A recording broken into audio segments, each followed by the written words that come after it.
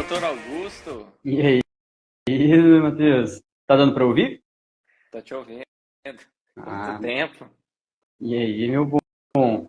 Saudade do senhor. Pô, saudade. Como é que você tá? Você tá falando de onde? Cara, eu tô aqui falando de Curitiba. De Tá muito barulho Curitiba. aí? Tá meio... Não, Tá tá, de boa? tá ótimo. Tá de Tá boa. tranquilo? Então, tá bom. Tranquilo. E como é que você tá? Tudo bem aí, né? Bem, só na correria. Ô, Augusto, eu lembrei daquela sua história, do seu plantão de pediatria. Nossa senhora. Meu Deus. Mais sorte do que juiz, né? Senhora. Cara, antes da gente começar a discussão, eu até queria te fazer uma pergunta. Qual que é Hum, a sua opinião sobre plantões em pediatria? olha, Agora que você está preceptorando, tá lidando com muita urgência e emergência pediátrica. Qual que é a sua opinião? a minha opinião, cara, a gente quando se forma, né, acaba recebendo muitas propostas e fica naquela euforia de querer trabalhar, querer pegar plantão. E existe uma demanda muito grande, uma demanda reprimida para plantões em pediatria, que muitas vezes o médico generalista acaba assumindo esses plantões. Eu não recomendo de forma alguma. A gente recebe um treinamento durante a faculdade, né? Como médico generalista, você aprende o atendimento básico de urgência e emergência pediátrica, mas visto a complexidade que é, hoje eu trabalho como preceptor na emergência pediátrica do Pequeno Príncipe, né, que é um hospital bem grande, assim, e com o amadurecimento aí dos anos na residência, tanto na formação da pediatria geral como na subespecialidade, você vê que realmente podendo evitar, você como médico generalista, evite dar plantões como pediatra. Eu tive essa experiência de fazer plantões de pediatria, é, a, o que prometiam para a gente você vai estar sempre junto com um colega pediatra, né? Para você atender só a demanda mais básica. E o meu primeiro plantão não foi muito bem isso que aconteceu. Quem era o seu colega pediatra? O gestor da escala me ofereceu e ficou naquela pressão. Eu falei, não, tudo bem, mas desde que tenha alguém, um pediatra. Não, fique tranquila, a doutora Isabela vai estar junto com você. E aí eu lembrei da uma residente da pediatria, muito boa, falei, vou estar tranquilo. No outro dia, 6:30 da manhã, a minha colega da minha turma, Isabela, falou, é você que está comigo no plantão? Então, assim, é mais sorte que juízo mesmo. Então, hoje, como pediatra, eu não recomendo que um generalista pegue um plantão somente de pediatria. Claro que no interior isso acontece, né? Assim, você, como generalista, você vai atender de tudo, então não tem essa distinção. Mas em centros maiores, a gente existe a setorização, o plantão da clínica e o plantão da pediatria. Existe a lenda que Perfeito. o plantão da pediatria é mais tranquilo, mas se tem uma coisa que Mas que não der um é problema, tranquilo. Meu amigo. Então, o imagino. pessoal mais novo aí que está formando, por favor, não faça isso. Ô, Augusto, e aqui, isso é um projeto, né, o ambulatório didático, é um projeto que eu convido, na grande maioria, amigos, né, como você, que é meu amigo, para a gente discutir casos que são pertinentes. Mas o intuito desse ambulatório é fazer com que a discussão ela seja palatável para os acadêmicos, né, porque muitos alunos aqui de diversas faculdades me acompanham, e uma grande demanda, né, é por ambulatório, ambulatório de fato Uhum. didático, que não seja só uma tocação de serviço. Então aqui a gente já falou de câncer de pulmão, câncer de colo, sobre demência, enfim, sobre nefrolitíase. Então a gente está abrindo agora com o ambulatório de pediatria, a gente vai sempre circulando os temas, né, nas especialidades. E eu prometi trazer até ortopedista aqui. Boa. É aí. Um desafio. Enfim, então assim, eu vou te passar um caso, mas antes eu queria que você fizesse uma apresentação sua de forma breve, assim, é, sobre sua formação, para a galera te conhecer e para saber para quem que eu tô passando, quem é o doutor Augusto, né? Que eu estou passando o caso do João Pedro, de 8 anos. Beleza.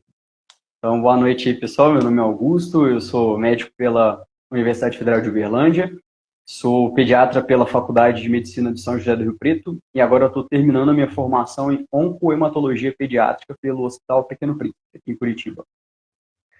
Muito bem, Augusto. Ó, nosso paciente é o João Pedro, eu vou chamar ele de João, paciente de 8 anos, branco, e ele veio acompanhado da mãe. A mãe chama Maria, tá? É. A queixa dele, Augusto, é que ele tem uma dor nas pernas há 2 semanas, tá? Então, qual que é o título aqui do ambulatório? Uma queixa comum, né? Uma queixa comum, dor nas pernas. E essa é a queixa que trouxe, né? Dor nas pernas há 2 semanas. Então, eu iniciei minha anamnese com ele, tá? Ó, eu já vou te falar que tem um pouquinho de dificuldade de coletar história com criança. Então, quando eu terminar de passar, você faz as correções aí, viu, Augusto? Ó, Beleza. então, a mãe dele, a dona Maria, né, refere que o filho dela, que o João, ele começou com o início, né, iniciou essa queixa de dor nos membros inferiores, bilateral, há 2 semanas, né, inicialmente com a intensidade 5 em 10, na escala de dor. Sem fatores de piora e sem melhora com o uso de analgésicos comuns. Também não tinha associação, não era desencadeada ao esforço físico, né? E foi uma queixa inédita. A mãe disse que não tem rubor, não tem eritema nas articulações de tornozelo, de joelho, enfim. Não tem bloqueio à movimentação articular e também não tem relato de claudicação nessas últimas 2 semanas. Bom, tem 2 semanas, a mãe é bem preocupada, ela levou ele num pediatra já, num atendimento ambulatorial, e, cara, o pediatra disse que era dor do crescimento, tá? Pediu para a mãe observar e medicando que era passageiro. Ok, ela fez isso, mas há 5 dias, né, essa dor evoluiu em piora, tá? E a dor piorou de tal modo que despertou o João à noite, né? Despertou a criança à noite e agora aquela mínima melhora que ele estava tendo ao analgésico já não faz mais efeito. Associado a isso, né, a essa piora da dor, o que a mãe notou? Que tem 3 dias que a criança tem uma tosse seca, mas que não tem coriza, odinofagia, nem obstrução. Na verdade, ela tem 3 dias com tosse seca, associado com coriza, odinofagia e obstrução nasal. E há 2 dias, ela notou uma febre, né? Mediu a temperatura de 38,2. Ela procurou novamente o atendimento com um pediatra e foi diagnosticado com uma pneumonia e uma crise de asma, tá? Foi prescrito amoxicilina, prednisolona e salbutamol. Foi liberada para casa. Então, hoje, a criança vem acompanhada da mãe, sem melhora do quadro, agora já com prostração e uma astenia, e a mãe também notou uma perda ponderal de 3 quilos ao longo dessa evolução. Então, assim, parece uma história um pouco confusa no começo, mas dá para ver que ela começou com essas queixas há 2 semanas e veio apresentando um somatório de sinais e sintomas, né, inéditos. Dessa história, tem alguma coisa que te chama atenção, alguma coisa que você acha que a gente poderia ter coletado diferente? O que você acha? Cara, acho que sempre quando a gente está fazendo uma anamnese pediátrica, como você falou, às vezes é bem desafiador, porque o paciente, diferente do adulto, né, ele não fala para você muitos detalhes. Então, muitas vezes a criança só vai falar que está doendo as pernas e não vai apontar para você se é pé, se é joelho, se é panturrilha, se é a canela.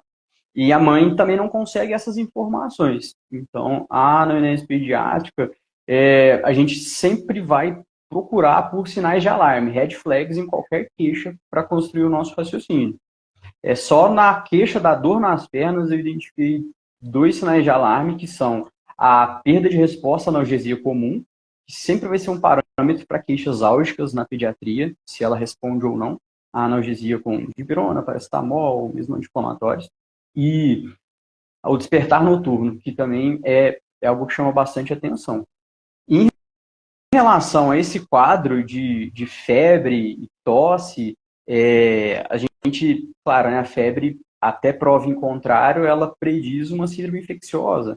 e tosse, ele tinha ou não a coriza Não, não associada? tinha.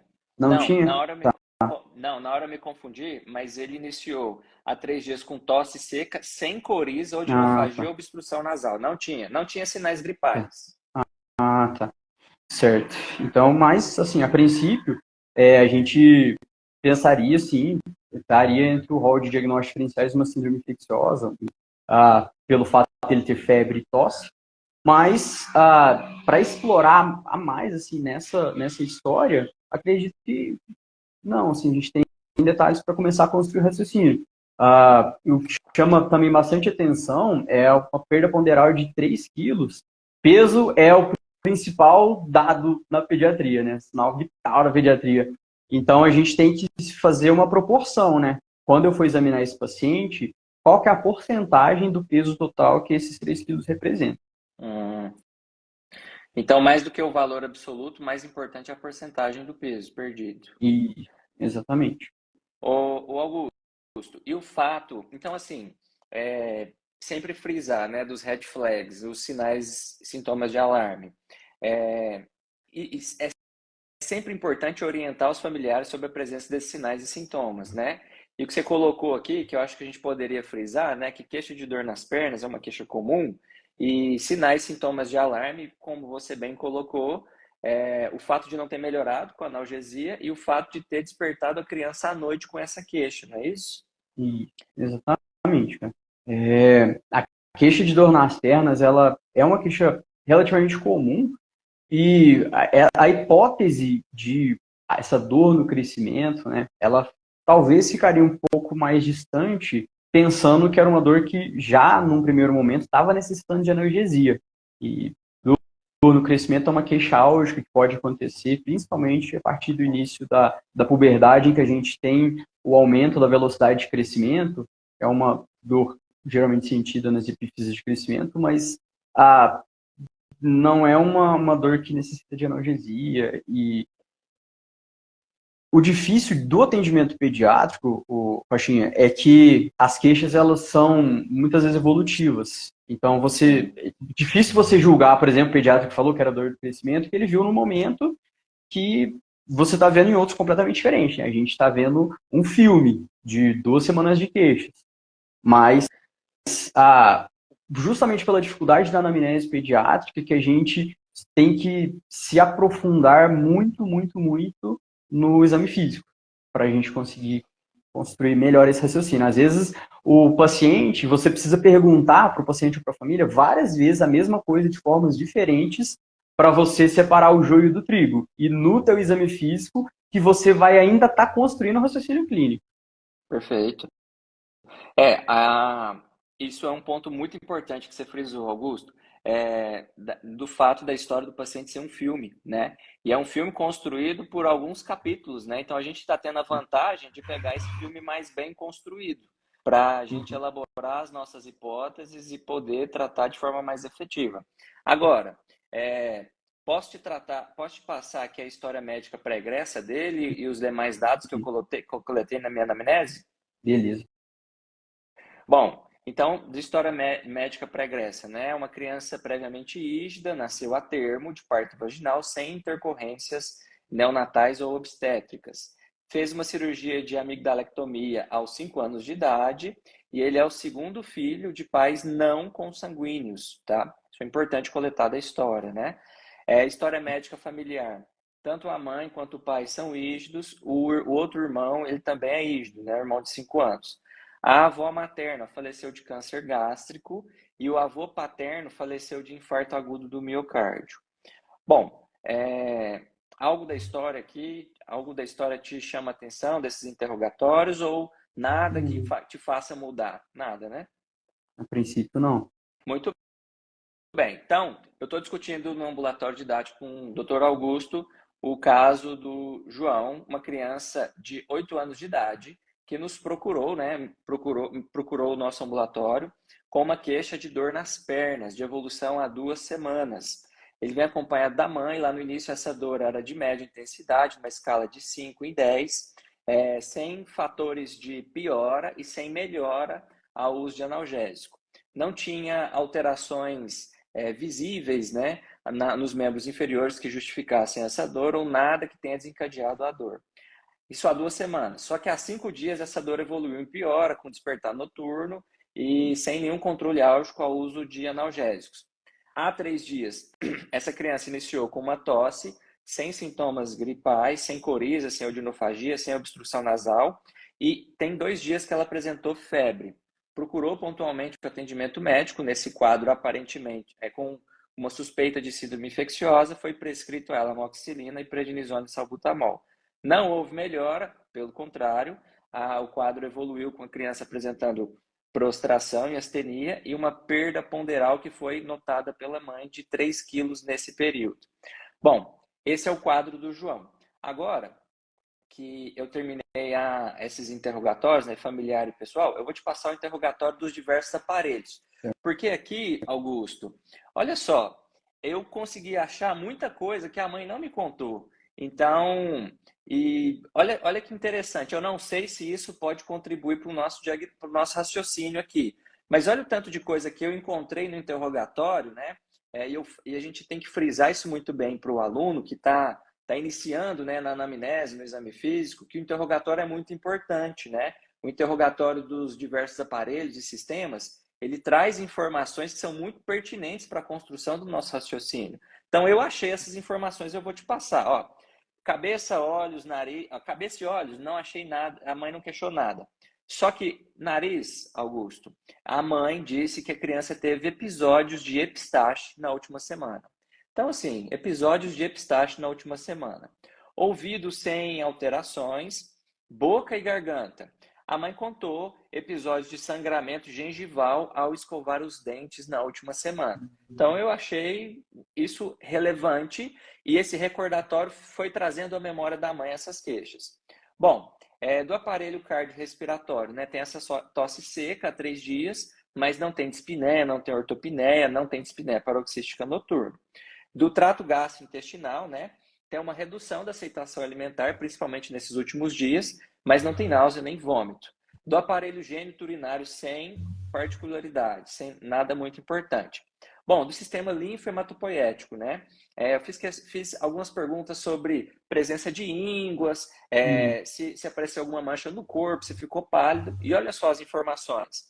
A mãe contou a presença de ínguas na região cervical. Ela falou que essas ínguas surgiram, ela, na verdade, não soube me precisar muito bem o tempo de evolução.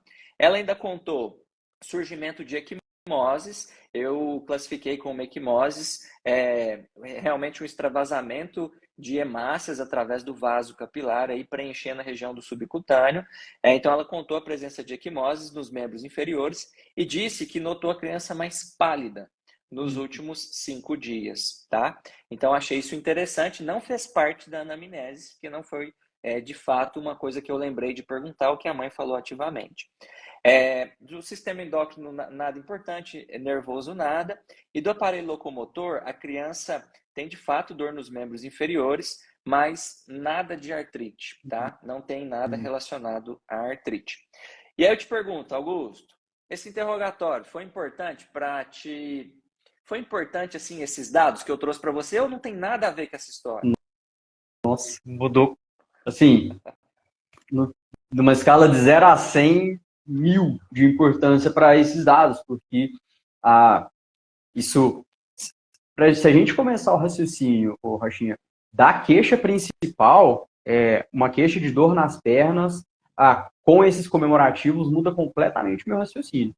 Claro, né, o raciocínio, ele, na pediatria, principalmente, continua durante o exame físico, mas com o fato dele ter esses episódios de epistaxe, sangramento gengival e equimoses, isso direciona o meu raciocínio para outro tipo de mecanismo de lesão do que eu pensaria inicialmente.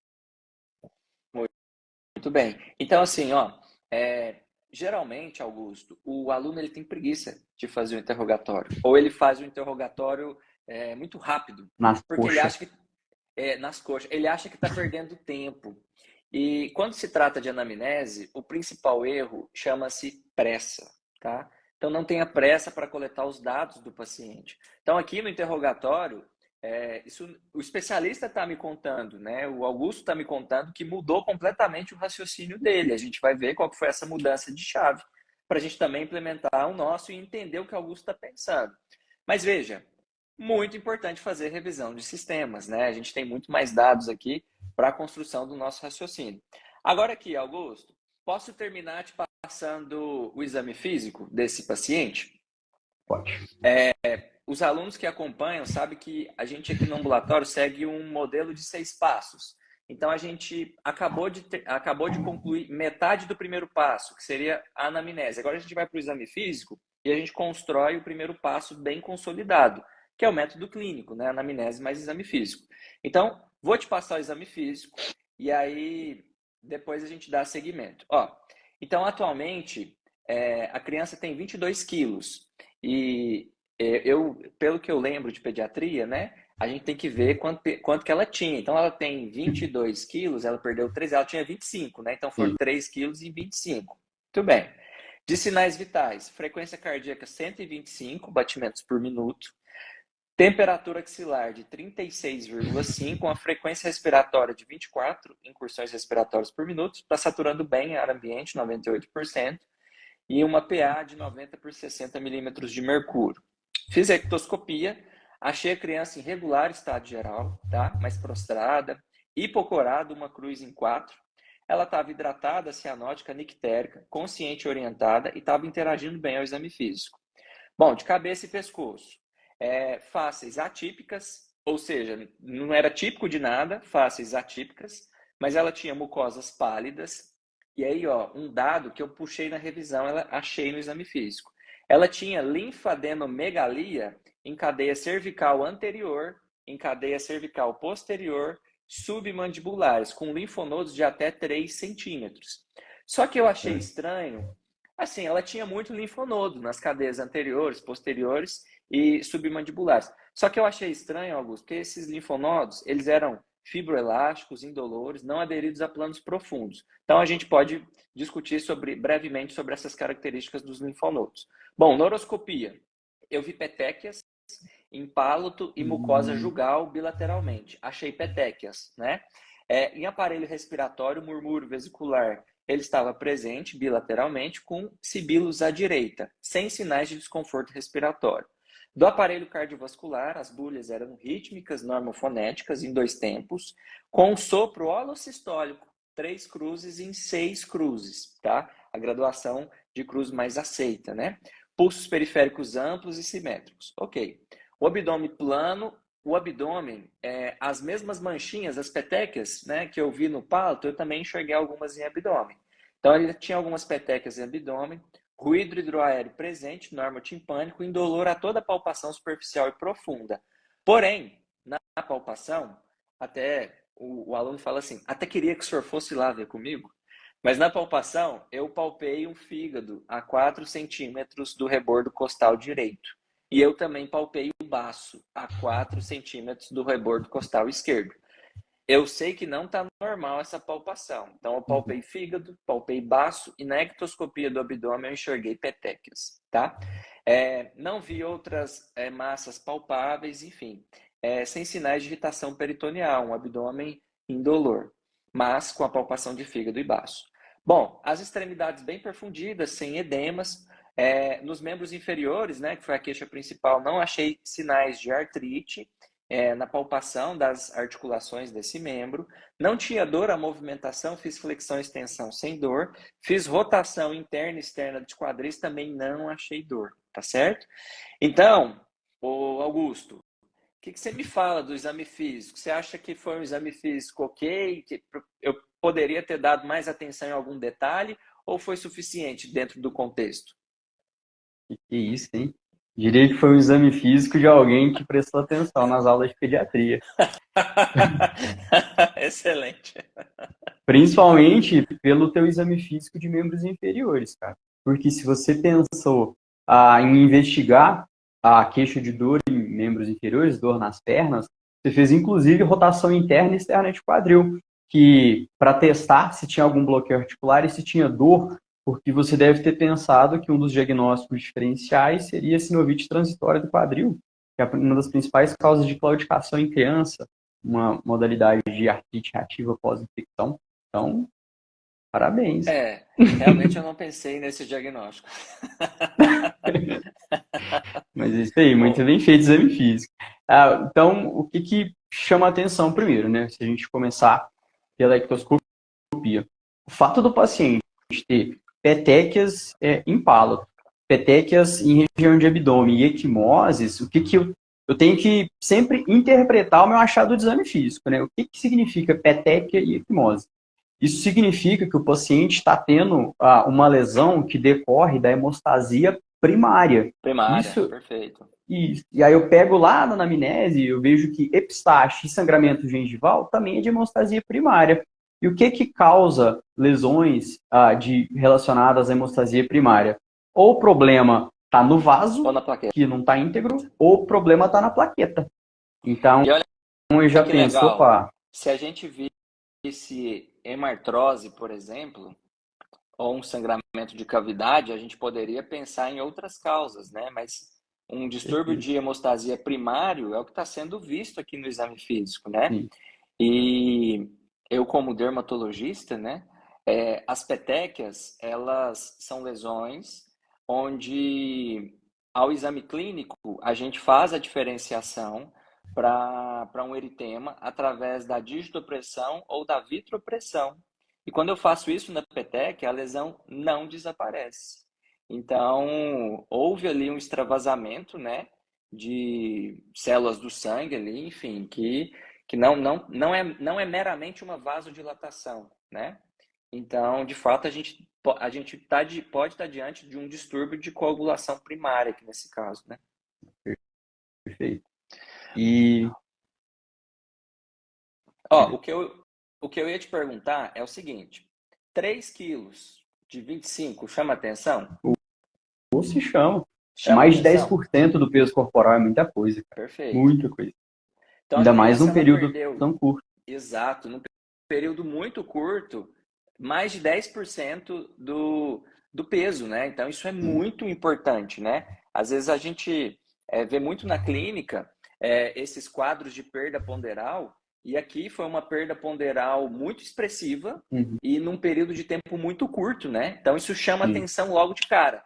E se não for um dado que você afere, você se perde, né? Você perde esse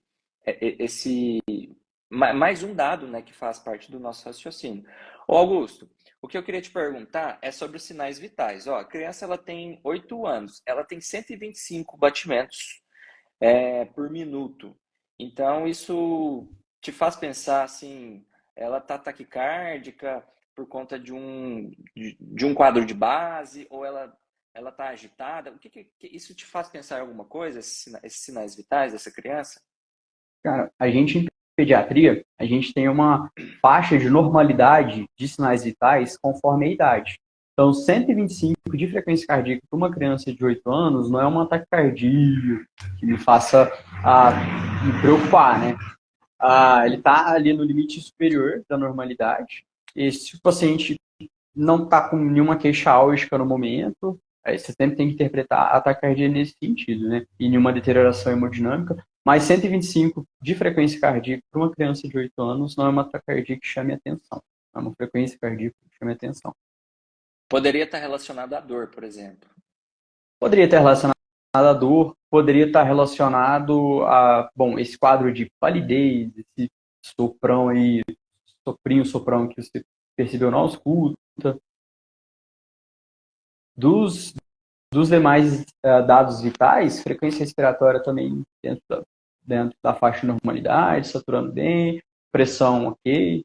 Para quem para quem não trabalha tanto com pediatria, a gente tem uma regrinha. Também tem faixas de normalidade, mas a pressão arterial, só lembrar que eu tenho que vir na mente calcular o percentil 5 para a idade, que acima disso você tem perfusão orgânica adequada. Então, a gente faz a continha 70 mais 2 vezes a idade. Então, para um paciente de 8 anos, a pressão arterial mínima que eu espero sistólica seria de 86. Acima de 86. 90, tá? Isso. Então, 90 de sistólica tá ok para esse paciente. Ô, Augusto, E aqui nessa palpação de linfonodos, isso te chama atenção da cabeça e pescoço dessa criança? Esses linfonodos submandibulares, cervicais Uhum. anteriores e posteriores? Chama, mas eu tenho que interpretar o achado, né? Então eu tenho uma linfadenomegalia, mas são linfonodos que, a princípio, se você tem linfonodos com um tamanho menor que 2 centímetros, que tem essa característica de serem fibroelásticos, não estarem aderidos, a gente pensa que, a princípio, podem ser linfonodos que a gente chama de reacionais. Então, Perfeito. esse achado de exame físico, ele pode estar presente, por exemplo, em infecções. Se eu tenho uma infecção de via aérea superior, por exemplo, posso ter linfadenogalias cervicais. Mas, claro, eu vou pegar esse achado que não espero encontrar numa criança que não tem nenhum processo patológico acontecendo.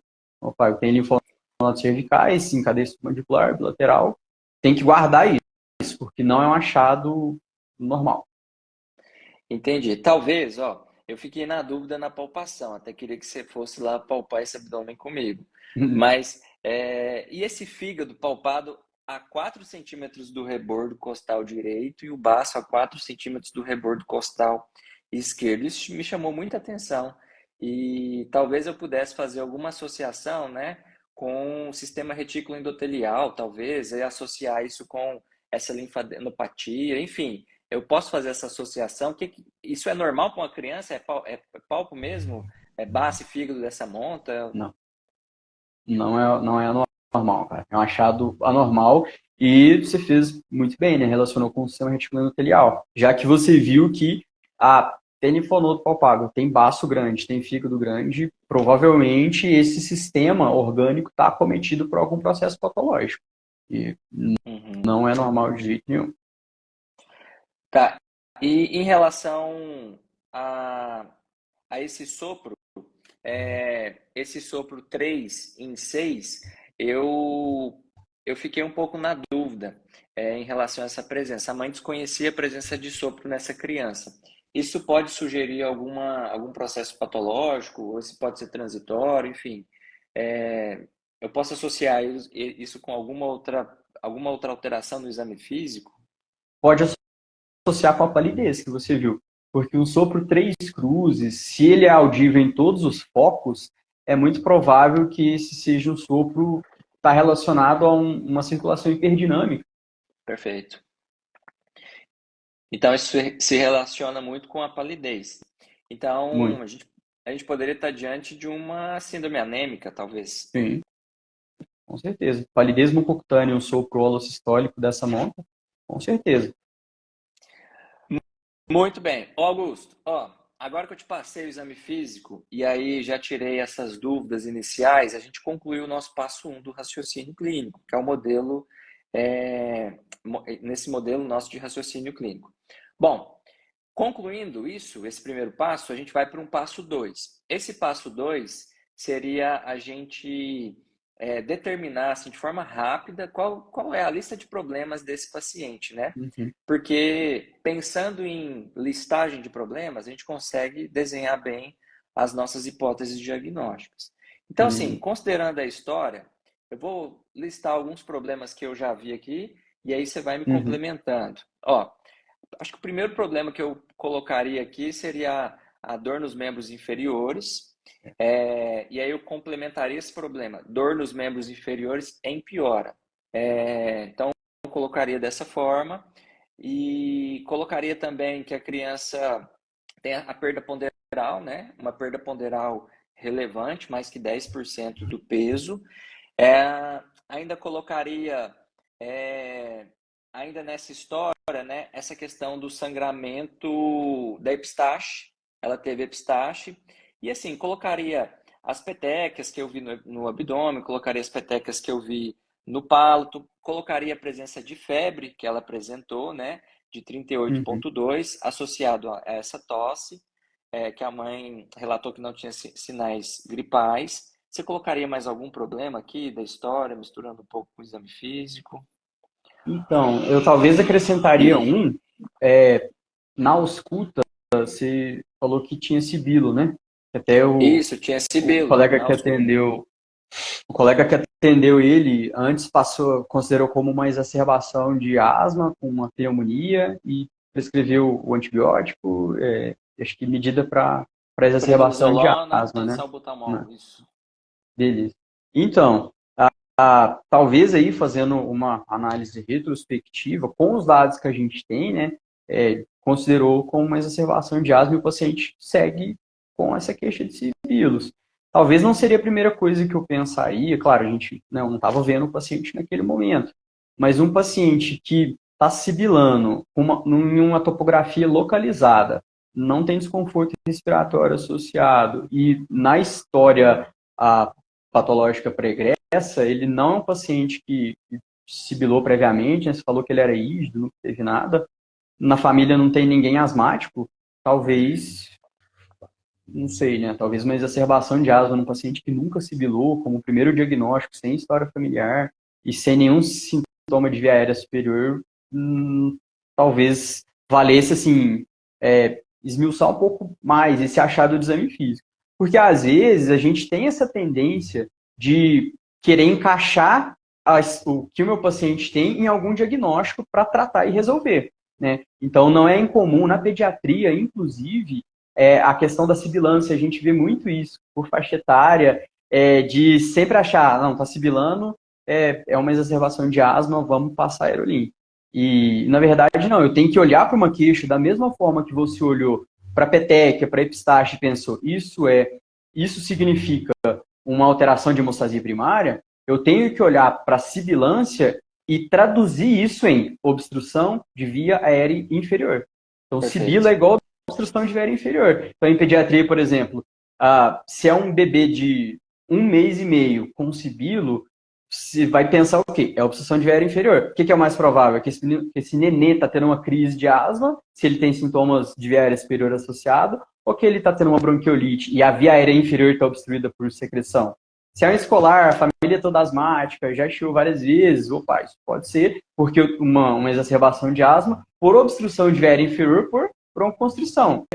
É isso, assim, né? Você interpretar o achado, cara, uma sibilância isolada num paciente que nunca sibilou antes, não tem história pregressa de asma, não tem história familiar de asma, talvez não seja a hipótese mais provável, né? Não sei se o colega pensou também que tivesse uma pneumonia ou associada porque fez exame de imagem, teve algum achado diferente, né?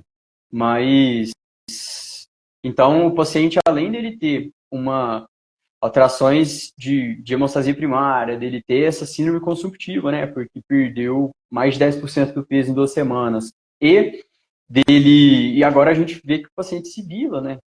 Junto com o achado das linfadenomegalias cervicais, isso me acende um alerta, cara.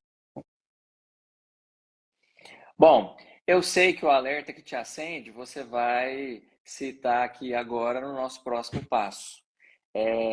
Agora que nós fizemos, Augusto, todo o passo da anamnese e exame físico, agora que nós listamos os problemas que a gente identificou dessa história, eu quero perguntar para você, né, que é o especialista aqui do ambulatório, quais são, lembrando que até então, na nossa discussão, a gente não falou em diagnósticos, né? Então, a gente está há quase 50 minutos conversando do caso clínico, e a gente já aprendeu muito com o caso clínico dessa criança, mas até então a gente não falou de diagnóstico aqui, né? Então, chegou o momento aí da gente pensar nas hipóteses diagnósticas. Então, considerando essa lista de problemas que a gente levantou em cima desse caso, quais são as hipóteses diagnósticas possíveis para essa criança? Cara, eu sempre tenho o viés de trabalhar e ver muito isso, né? Mas se eu estou diante de uma criança com essa história, com esse achado de exame físico, se eu fosse pensar num diagnóstico topográfico, se eu por sistema, eu estou vendo claramente que o sistema linfomatopoético está comprometido. Então, se Por fosse para quê? eu... Por que que você fala isso? Por que que você identificou que esse sistema está acometido? E aqui, é um sistema difícil da gente ver o exame físico, né? E a história, e Sim, chegar a esse raciocínio, né? Então, por que que você sim. pensou nesse acometimento? Pelos achados de exame físico da hepatosplenomegalia, pelos achados de equimose e petequias e pelos achados de linfadenomegalia cervical. São todos órgãos do sistema hematopoético, né? e linfomatopoético. Então, as principais alterações de exame físico estão ali e a presença de sibilância na ausculta me levanta a preocupação de onde é que está vindo essa obstrução, né? De via aérea inferior. Sabendo, conhecendo a anatomia da caixa torácica, se eu penso que o sistema linfomatopoético está comprometido por esses achados de exame físico, se essa sibilância não está acontecendo por uma compressão extrínseca de uma porção do sistema linfomatopoético da caixa torácica. Muito, muito bem, cara. Muito bom esse raciocínio, porque a gente consegue, de uma forma racional, justificar todos os achados, né? Sim, sim. Eu gosto sempre de fazer um raciocínio por mecanismo de lesão, sabe? De acordo com a queixa. Tem um mnemônico, que não sei se você já viu, que chama vitamina. Você vai, por cada letra...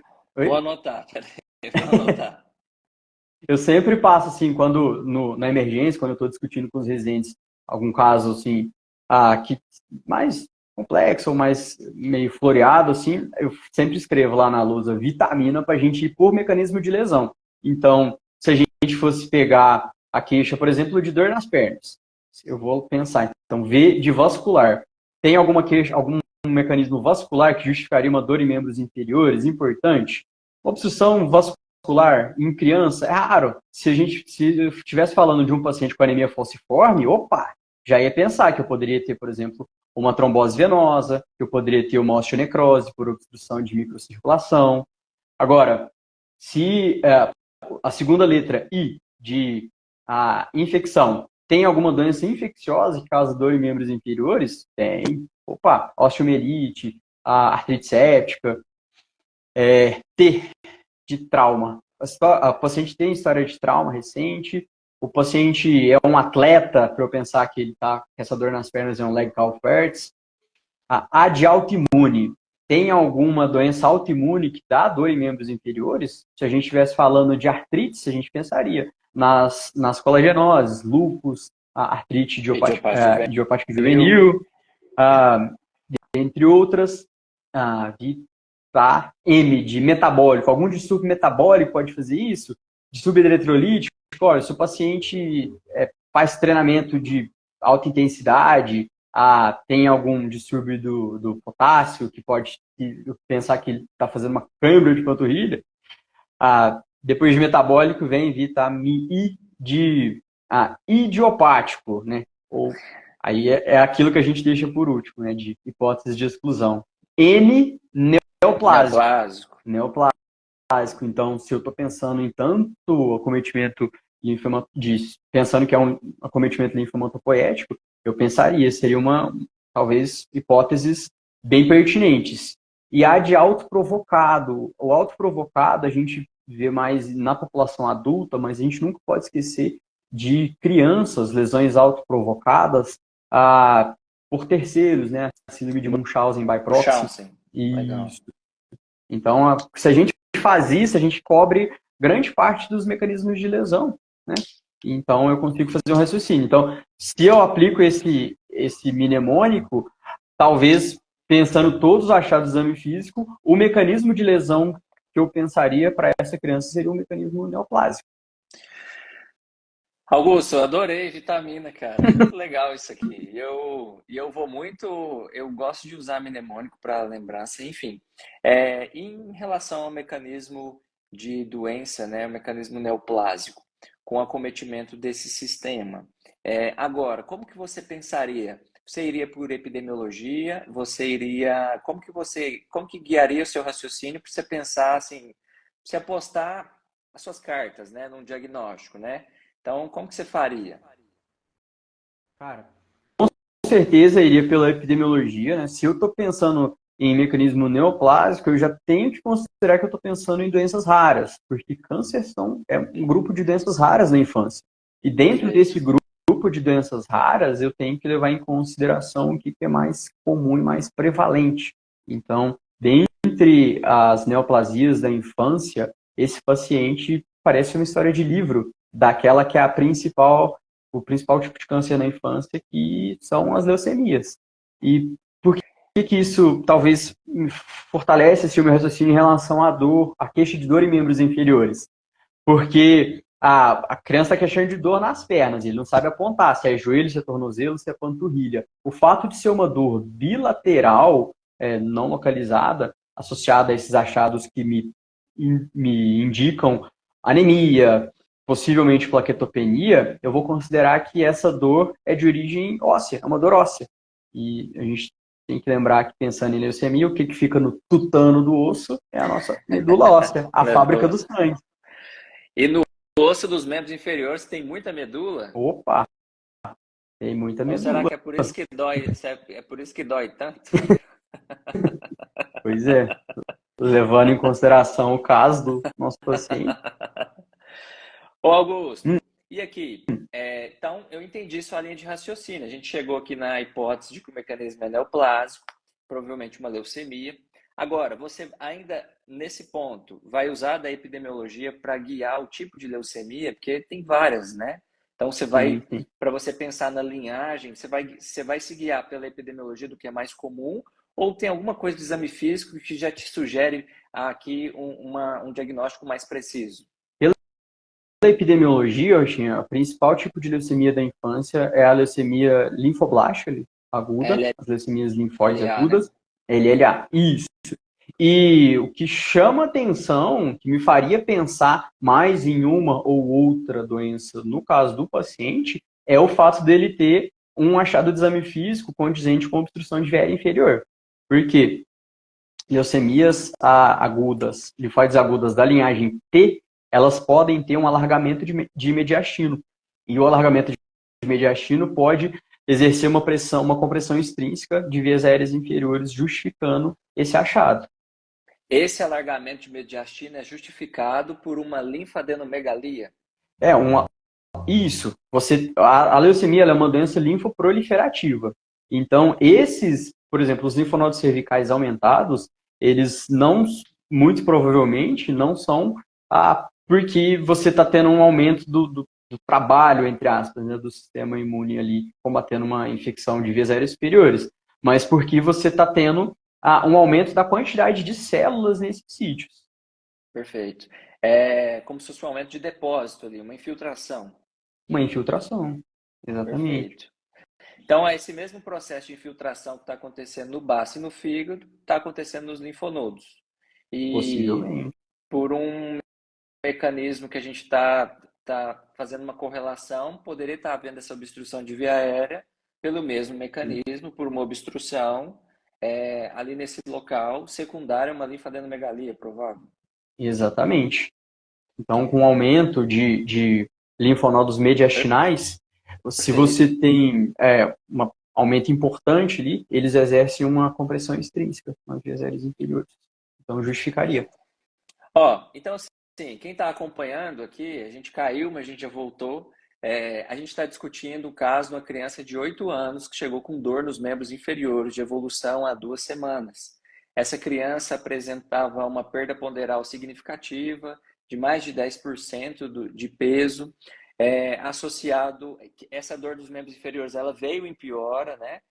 Inclusive acordando a criança à noite, refratária ao uso de medicações, o que a gente chamou de sinais de alarme relacionado a essa dor. A mãe contou que passou por um atendimento médico, foi tratado com um quadro de pneumonia, exacerbação de asma, a criança não tinha histórico de asma e tinha um relato de febre associado a esse quadro, que provavelmente levou o médico a pensar num quadro de pneumonia. Bom, no nosso exame físico, nós achamos linfadenomegalias cervicais anteriores, posteriores, submandibulares, fígado e baço palpável, petequias no palato e em mucosa jugal e petequias no abdômen. Além disso, a gente achou uma presença de sibilos específicos, né, bem topografados na ausculta pulmonar. A gente iniciou o raciocínio, então, relacionado à listagem de problemas que a gente colocou, e a gente chegou por epidemiologia, principalmente, né? E através de uma vitamina que o Augusto fez aqui para nós, a gente chegou numa hipótese de LLA, tá? E aí, Augusto? Bom, estou no ambulatório didático geral com você, pediatra. O que eu faço diante de uma hipótese diagnóstica de uma LLA? Quais são os exames iniciais que eu posso solicitar para essa criança como ferramenta diagnóstica, né, para testar essas hipóteses? Cara, um exame simples, de fácil acesso, é o hemograma. O hemograma, ele é uma análise do sangue periférico, que é, na verdade, o espelho da medula óssea. Então, o hemograma vai mostrar para mim como é que está a produção das linhagens hematopoéticas. Pediria um LDH, que é um marcador de destruição celular. E, por essa queixa de sigilo, se eu estou pensando que eu tenho uma compressão extrínseca, eu pediria um raio-x de tórax, se disponível. Acho que são exames, Simples assim, de fazer. simples, né, de fazer. Sim. Ó, e eu fiz os exames, viu? Posso te passar? Pode. O hemograma, ele vem com uma hemoglobina de 6,5, um leuco de 2.100, com 10% de segmentado, 5% de eosinófilos e 75% de linfócitos e 10% de monócitos. Plaquetas de 27.000 e um LDH de 650. Isso te confirma a hipótese que a gente estava pensando de LLA? Cara, não confirma, mas assim, reforça muito, muito, muito, muito. Por quê? Eu tenho alteração das três linhagens. Eu tenho uma anemia importante, eu tenho leucopenia, e nessa leucopenia, se a gente calcula o diferencial, isso vai dar quantos por cento de segmentado que tem? 10% segmentado. 10% vai dar 200 e poucos neutrófilos. Então ele tem uma neutropenia grave Neutropenia. e ele tem uma plaquetopenia grave. Então, Isso, 27.000 de todas plaquetas. as três linhagens hematopoéticas estão comprometidas. Então, isso reforça a minha hipótese de que algo está acontecendo na medula óssea da criança. Muito bem. Ô Augusto, e o que eu faço com esse exame aqui no ambulatório? O que eu direciono essa criança? Qual que é a conduta que eu tomo frente a isso? Cara, você precisa referenciar essa criança com urgência para um centro de referência que tenha serviço de oncologia ou hematologia pediátrica. Porque a partir daí, a gente precisa de exames especializados para confirmar o diagnóstico. E é muito importante, quando eu tenho a suspeita de leucemia, solicitar outros exames laboratoriais pensando já em complicações. Por quê? Se a gente entende que a leucemia é uma doença linfoproliferativa, ou seja, como todo câncer, né, é uma parte do nosso corpo que cresce, cresce, cresce, cresce, fica maluca e cresce e não para mais de se multiplicar no nosso organismo. Esse LDH está me mostrando que está tendo destruição celular. Então, leucemias agudas, elas têm o comportamento de ter uma alta taxa de proliferação. E se eu tenho uma alta taxa de destruição celular, eu posso ter uma sobrecarga do meu organismo em jogar esse montão de produto de degradação de células para fora. Então, vale muito a pena, quando esse paciente entrar já para um serviço especializado via pronto atendimento, coletar exames para avaliar lise tumoral. Muito Porque bem. essas doenças, mesmo antes da gente iniciar o tratamento, elas, as células da leucemia, elas podem se destruir por si só e gerar uma sobrecarga, principalmente nos rins, e evoluir com distúrbios hidroeletrolíticos muito graves. Ô Augusto, então eu faço um encaminhamento urgente Urgentíssimo. para um setor terciário, né? Provavelmente, um Sim, setor capacitado para atender essa criança. Então, exatamente. Augusto, agora para a gente finalizar esse nosso encontro e assim, já de antemão te agradecer muito pelo seu raciocínio, pelo seu conhecimento, como que essa criança, assim, de forma geral, como que ela vai passar pela confirmação diagnóstica e quais são as perspectivas de tratamento e de cura para um caso desse? Quando a gente recebe uma criança com suspeita de leucemia aguda, a gente tem que fazer a análise da medula óssea. Então, a gente colhe um aspirado de medula óssea. Então, é um procedimento feito sob sedação, que você tira sangue ali de dentro mesmo da medula óssea e submete essa amostra a um exame chamado imunofenotipagem. Perfeito. Ou seja, eu tenho suspeita de leucemia, eu tenho que dar nome e sobrenome para essa doença. Então, é um exame em que eu vou conseguir identificar quais os marcadores de membrana celular que identificam se a célula precursora dessa leucemia é um linfoblasto, se ele é um mieloblasto, se ele é um linfoblasto, é um precursor de linfócito T, é um precursor de linfócito B, porque isso é muito importante para o tratamento. Do ponto de vista de prognóstico, as leucemias hoje têm um prognóstico bom, sim.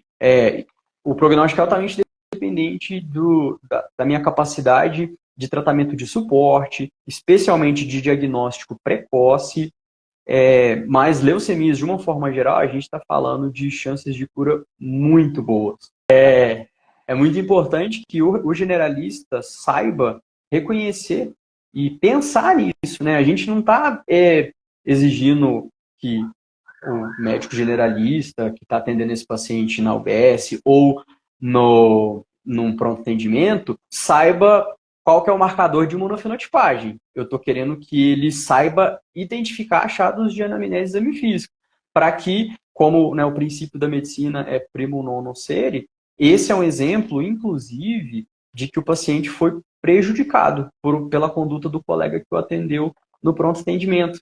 Por quê? A gente não sabe qual tipo de leucemia ainda, se é uma leucemia B, se é uma leucemia T, mas o uso de corticoide prévio, isso aumenta a necessidade, a carga de quimioterapia que eu tenho que tratar esse paciente. Então, por exemplo, nas leucemias do tipo B, se o paciente chega para você, ele tem tudo, a gente tem dados laboratoriais e epidemiológicos para classificar se o paciente é entre baixo risco, risco intermediário, alto risco.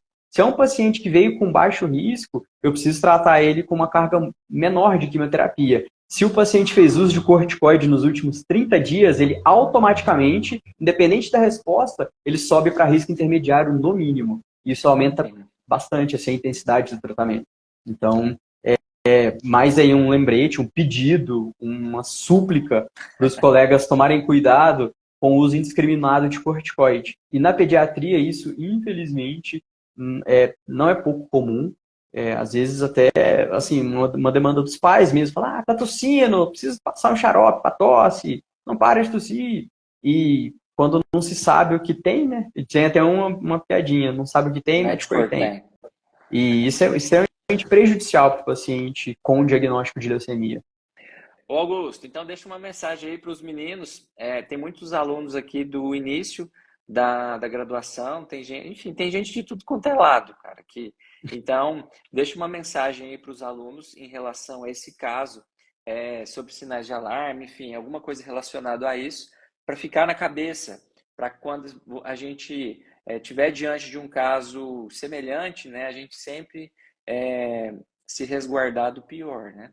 E a mensagem acho que fica é que vocês têm que entender, galera, que quando vocês se formarem, se porventura forem atender criança, é um universo completamente diferente. A criança não é um adulto em miniatura. A criança não vai te falar o que ela tem exatamente. E a criança vai dar trabalho na consulta, às vezes, vai chorar, não vai gritar para examinar. Uma coisa que é muito, muito importante, galera, confiem na preocupação dos pais.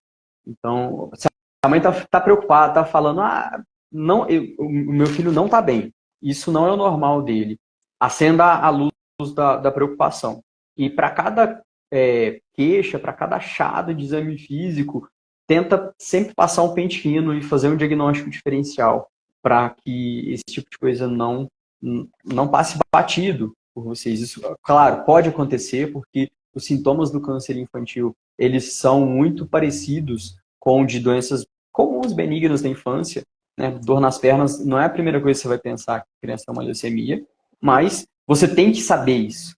Você tem que saber que é um diagnóstico diferencial. Por menos provável, por mais que se trate de uma doença rara, você tem que saber para você não negligenciar o paciente. O mesmo vale para cefaleias, qualquer outra queixa que me mostre que o paciente tem uma doença oncológica. Por quê? Um dos principais fatores que contribuem para a cura do paciente é o diagnóstico precoce. Então, o atraso do diagnóstico muitas vezes acontece por falta de atenção na anamnese e no exame físico do paciente, que é a base da medicina bem feita. Beleza?